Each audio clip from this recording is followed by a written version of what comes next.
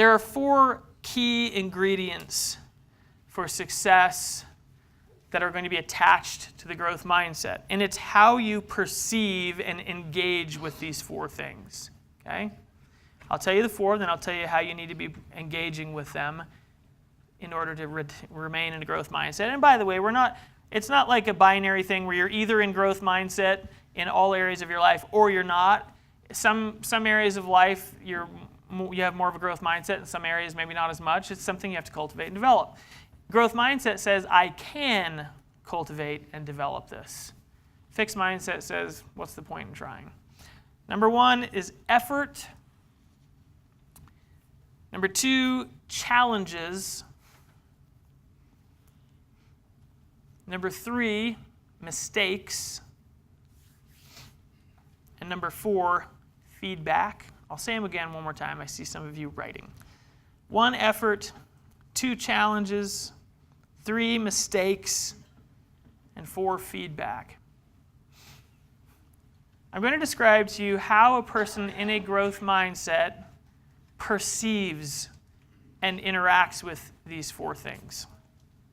And again, this is on purpose, intentional, and recognizing that wherever you are in interacting with these 4 things, you can improve if you want to and if you're willing to put the effort in. Effort. Now, I mentioned before, a person with a fixed mindset sees effort as a sign of failure. Okay, I'll give you a great example. He's 10. Apparently he was 6 yesterday. He's now 10. My 10-year-old is learning to play the piano, and he will sometimes sit down with a piece he has never played before in his life, right? It's like you've never seen this combination of black dots and sticks ever in this order in your life. And he'll start to play it and play the first note wrong, and he'll throw himself down on the piano and go, "No, I can't do it!" And I'm like, "Yeah, that's correct, because you just figured this out, right?" If you could sit down and start playing without any thought, I would have you in a corner making me a lot of money right now. Okay, that's where we'd be. So that is a fixed mindset. This idea that I either can play this piece or I can't. So what I have to do with him is sit down next to him, and maybe this is his manipulative way of getting me to spend time with him, I'm not sure, but I have to sit down next to him at the piano, sometimes taking his hands and putting them on there, and sometimes playing it myself, and turning him, and I will regularly say to him, you see how you're getting better? You see how you played that much better? This isn't about whether you can or can't, this is about just learning to keep working on it. And he has to continue to do that, right? He might be a little bit like me, maybe a little bit more prone to, I can't do this, why even try? So, like me, he's going to have to learn to do this on purpose and practice. A person with a growth mindset sees effort as opportunity. Okay? It's useful for growth. The fact that I have to try hard says that I have room to grow, which is a great sign because that means I can get better at this. Number 2, challenges. A person with a fixed mindset sees challenges as something to run away from because what it means is they might end up looking stupid in front of other people. Okay? A fixed mindset says, my main goal in life is to not look stupid.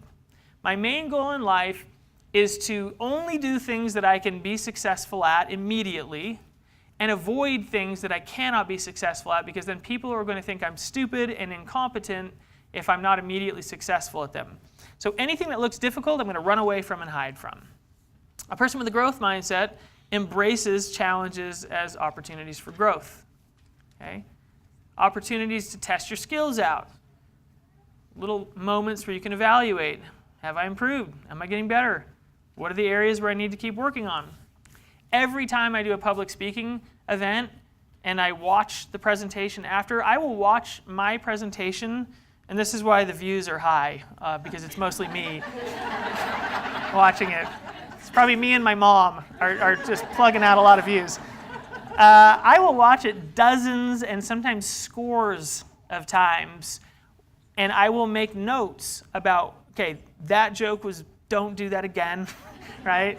Or, you could have done better at this, Or like, whoa, your face did a weird contortion thing, don't do that, right? And I'm constantly making notes so that I can continue to improve.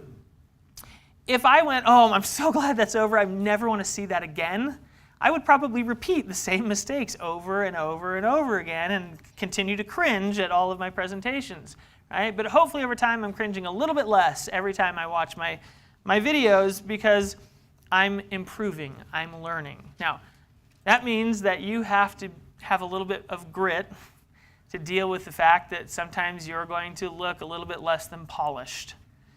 But a person with a growth mindset says that's okay. It's just more feedback. It's an assessment for me. Let's look at mistakes. Right? Again, same thing. You're going to start seeing a theme here. A person with a fixed mindset says that mistakes are to be avoided at all costs. A person with a growth mindset says that mistakes are information. It's just information. It's information that lets me know what I need to work on next. And finally, feedback. Brene Brown often says, never read the comments on the internet. And I agree. The comments on the internet and the comments from like real people who have to show their face are really different, right? I don't know if you've ever gotten on a fight on the internet with somebody and thought like, wow, I would never do that if this person were sitting in front of me in real life. Because that would have been really awkward if I'd said that in real life, right? It's just easy to hide behind the internet. Okay, thank you, Al Gore. Appreciate that. So the deal, that joke never gets old. Okay, never. It just never does. One day people won't know who Al Gore is, and then I'll have to stop doing that. But feedback from real people in real life, not on the internet, is extremely helpful for a growth mindset person because you and I know that we don't ever see ourselves fully clearly. Okay? We have all these filters that we process information through. This is why couples recovery is so much more effective than individual recovery. And I will tell this to my single people that I work with. I'll say, you have a major disadvantage, and that is you don't have a spouse at home offering two things to you. One, the threat of loss that's going to motivate you early on in recovery. Can't be the long-term motivator, but it's a good early motivator. And two, constant feedback about how you're actually doing. I sometimes think that individual counseling can be rather ineffective, okay? Because you're only going to show me what you want me to see about yourself, and I can't see past that, but someone who's married to you can, right? And that's why it's extremely important for me when I work with individuals, if at all humanly possible, to get the other person in so I can know what's actually happening in the room. At home, when I'm not there. I've had some clients set up cameras in their house to record themselves, to give themselves feedback, and it's actually been really creepy. No, it's been really helpful to them to be able to look at themselves and go, wow, I did not know that I was like that at all. Okay? Extremely helpful. So, please understand that this growth mindset is not just about positive thinking. Because many of you know that positive thinking is part of what got you stuck where you are today. Like, oh yeah, I'm fine. You know, that was the last time that I'll ever do that again, obviously. Because after 783 times, now I know for sure I will never do that again, without a doubt. Okay? And because I'm so positive, I don't have to actually do any work because I just promised I wouldn't do it again. So positive thinking is actually kind of problematic in a lot of ways for people. In fact, this growth mindset research blows out of the water all of the stuff from the 90s about self-esteem. The idea that if we just tell kids that you're good enough and you're great and you're wonderful and everything's going to be okay, that somehow that's going to just motivate them to do wonderful things. It has the exact opposite effect. That's why I'm not the type of therapist who is giving people like high fives all the time and being overly effusive with my praise, because I know that that undermines people's growth. Having a growth mindset is about being positive, but it's about being positive about possibilities, okay? And then working your butt off to achieve those possibilities. That is the fundamental difference between growth mindset and simply just sort of having a positive attitude about life.